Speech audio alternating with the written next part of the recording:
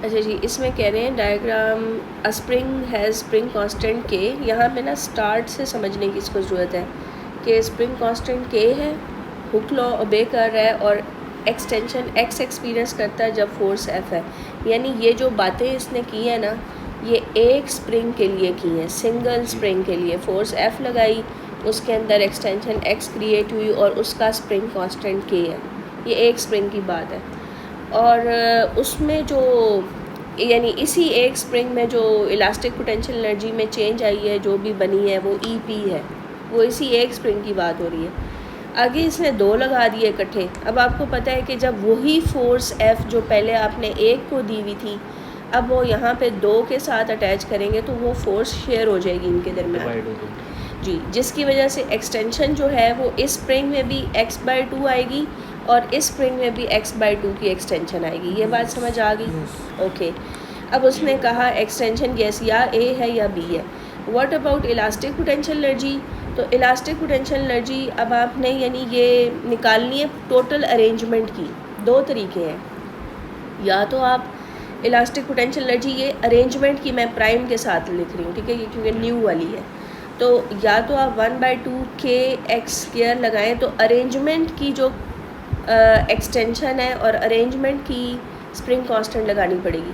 तो याद रहे कि ये जब पैरेलल में आपका स्प्रिंग कांस्टेंट अरेंज हुआ होता है तो टोटल स्प्रिंग कांस्टेंट का वो जो मेथड है वो क्या है जी, K1 + K2। और चूँकि ये दोनों स्प्रिंग कांस्टेंट ये सेम स्प्रिंग है तो ये 2K आ जाएगा।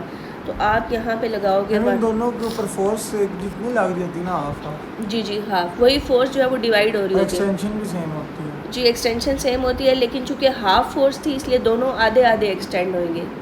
तो इसलिए यानी अरेंजमेंट की जो एक्सटेंशन है वो x/2 होगी। तो ये आ जाएगा जी 1/2 और k 2k और x²/4। तो भाई ये यहाँ से ये कैंसिल हो जाएगा। तो आप देखेंगे कि जो पहले वाली जो इलास्टिक पोटेंशियल एनर्जी थी, अगर वो 1/2 k x² थी, तो ये अब उस वाली इलास्टिक पोटेंशियल एनर्जी का हाफ है। आप देख रहे हैं ना, इस हाफ की वजह से। बाकी तो 1/2 k x² वही वाला है ना जो पहले था, लेकिन ये इसमें ये 1/2 एक्स्ट्रा आ गया है, ठीक है, नीचे। तो ये फिर ये आंसर होगा। अच्छा, दूसरा जो इसका वो है ना मेथड 1/2 fx वाला, वो करके दिखा देती हूँ। वो इससे ज़्यादा इजी है कि अब जो नई इलास्टिक पोटेंशियल एनर्जी है वो 1/2 fx करनी चाहिए, लेकिन अरेंजमेंट की जो फोर्स है वो भी डिफरेंट होगी और अरेंजमेंट की एक्सटेंशन भी डिफरेंट है। तो अरेंजमेंट की फोर्स, अच्छा सॉरी, अरेंजमेंट की फोर्स वही है जो आपने दी हुई है, वही वाली एफ उठा के इधर दी थी ना। ओ हाँ जी, x² नहीं होगा, बिल्कुल सही। तो ये अरेंजमेंट का मतलब है जिसमें डबल लगे हुए हैं, तो फोर्स तो वही होगी जो पीछे दी हुई थी, वही वाली आपने की है। f/2 नहीं होगी? नहीं नहीं नहीं बेटा, यही फोर्स आपने इधर दी है ना, ठीक है, ये वाली दी है। और x जो है वो x/2 है।